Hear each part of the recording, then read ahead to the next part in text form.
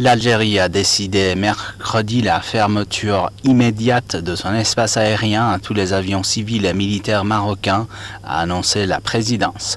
Cette décision survient un mois après l'annonce, le 24 août, par l'Algérie de la rupture de ses relations diplomatiques avec le Maroc.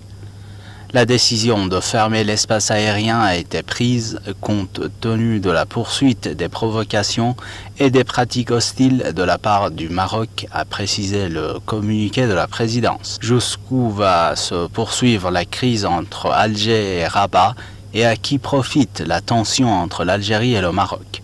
Décryptage avec Luc Michel, géopoliticien. Il faut tout d'abord répondre à votre deuxième question. C'est-à-dire que le Maroc s'est laissé instrumentaliser dans une confrontation avec l'Algérie, mais en fait c'est une guerre par procuration. Le Maroc, il a une position géopolitique qui fait de lui la porte d'entrée des États-Unis et de l'OTAN en Afrique, et l'Algérie, elle représente, c'est le meilleur allié de la Russie dans la Méditerranée occidentale. Il y a actuellement une lutte qui n'est pas seulement pour l'Afrique du Nord, et pour le Maghreb, mais qui est également une lutte pour la Méditerranée occidentale. Et l'amiral américain qui commande toutes les flottes américaines en Afrique et en Eurasie a manifesté son inquiétude des progrès de la Russie. Il y a d'ailleurs un projet de transférer la principale base de l'US Navy, qui actuellement est en Espagne en Méditerranée, qui est le point d'appui de la 6e flotte américaine, de la déplacer au Maroc justement. Et le Maroc lui-même a un projet d'accepter de nouveau une base maritime de la Russie chez elle. Vous savez que du temps des Soviétiques, il y avait une base maritime à Mers-el-Kébir, l'ancienne base navale française. Il faut comprendre la position du Maroc. Tout d'abord, le Maroc, depuis les années 60, il représente une version de l'Afrique alignée sur les Occidentaux. Au début des années 60, il y avait un groupe qui était dit de Casablanca, qui s'opposait au bloc de Monrovia avec Nkrumah, et c'est lui qui a fait échouer le panafricanisme au début des années 60. Et quand le Maroc a transféré la question sahraoui au sein de ce qui était l'OUA à l'époque, il a contribué au déclin et à la mort de cette organisation qui était remplacée par l'Union africaine. Depuis que le Maroc est rentré dans l'Union africaine, il a réintroduit la question sahraoui, mais également les Israéliens dans l'Union africaine. Second point qu'il faut savoir, c'est que le Maroc, économiquement, c'est le principal allié de la France, c'est-à-dire de Macron. Ils soutiennent le projet de France-Afrique 2.0 et pour ça, ils ont accepté de rentrer dans la CEDEAO. Et ils soutiennent le projet de faire de l'ECO, qui est le projet de monnaie unique de la CEDEAO, le nouveau nom du franc CFA. C'est un projet qui est combattu par beaucoup d'États africains, mais également par les États anglo-saxons, avec eux, derrière eux, Londres, dans la suite du Brexit. Actuellement, le Maroc, il est le principal allié de l'OTAN. Il a été déclaré l'allié privilégié de l'OTAN. Et jusque maintenant, l'OTAN ne s'intéressait qu'à l'Afrique du Nord, essentiellement au Maroc et à la Libye, justement. Maintenant, le Maroc est en train de se redéployer depuis la Méditerranée jusque la mer Rouge, grâce au Maroc. Il y a eu, il y a quelques semaines, les grandes manœuvres de l'Afrique, qui s'appellent Lion africain 2001, qui se sont tenues au Maroc précisément, avec l'armée marocaine, l'US Army et une dizaine d'autres armées africaines. Et ils ont déployé des troupes aux frontières de l'Algérie, aux frontières du Sahara et aux frontières du Mali pour intimider les colonels pro-russes. Évidemment, c'est très mal ressenti à Alger. La tension a monté, d'autant plus que les Américains, depuis Donald Trump, ont envenimé les choses. Ils ont en effet accepté de reconnaître la marocanité du Sahara occidental, alors que l'Algérie, elle, soutient le Front Polisario. C'est un véritable défi géopolitique qui a été lancé à l'Algérie, mais également derrière l'Algérie, à la Russie. Il faut savoir que Joe Biden a renouvelé les engagements des États-Unis sur la question du Sahara occidental auprès du roi du Maroc. Enfin, il y a la question de ce qu'on appelle les accords d'Abraham.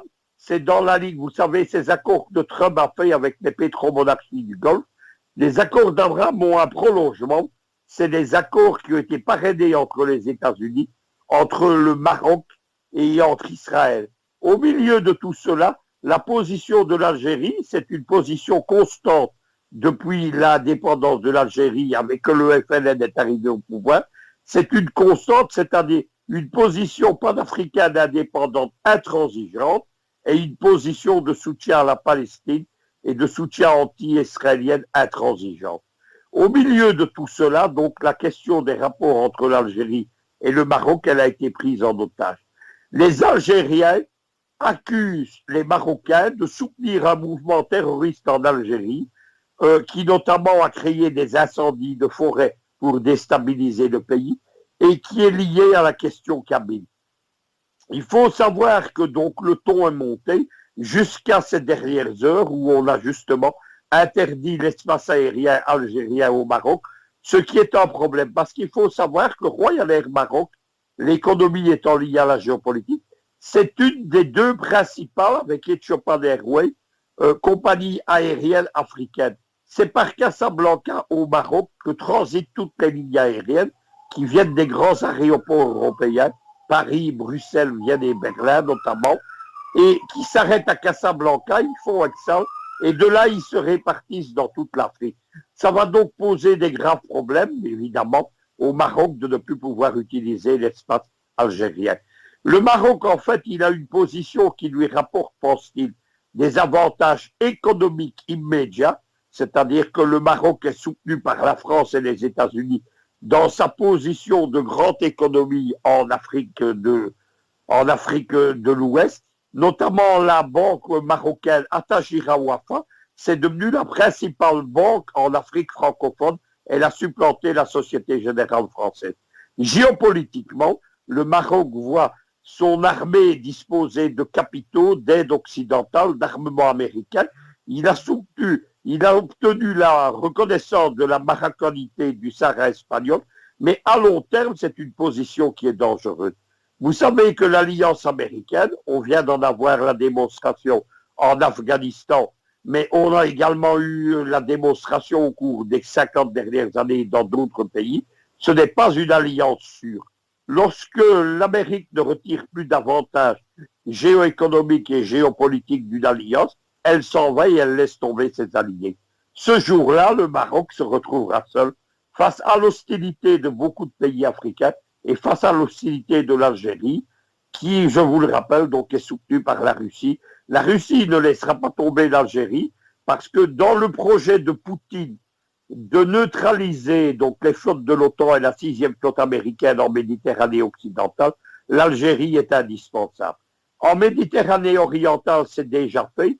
Depuis la prise de contrôle par la Russie de la Crimée et l'établissement de la Russie, notamment à Latakia et à Tartous, donc en Syrie, il y a un axe naval stratégique et géopolitique qui est un axe Sébastopol en Crimée, Tartous en Syrie. C'était le projet de la géopolitique russe depuis Catherine la Grande, depuis l'empire des Tsars au XVIIIe siècle, qui voulait déjà faire intervenir la Russie comme grande puissance en ce qu'on appelait à l'époque le Levant, l'Orient, justement en disposant d'une base navale en Crimée dont elle avait éliminé les Turcs ottomans et d'une seconde base navale au Levant qui est maintenant la Syrie. C'est donc des enjeux géopolitiques qui dépassent de loin le Maroc et l'Algérie.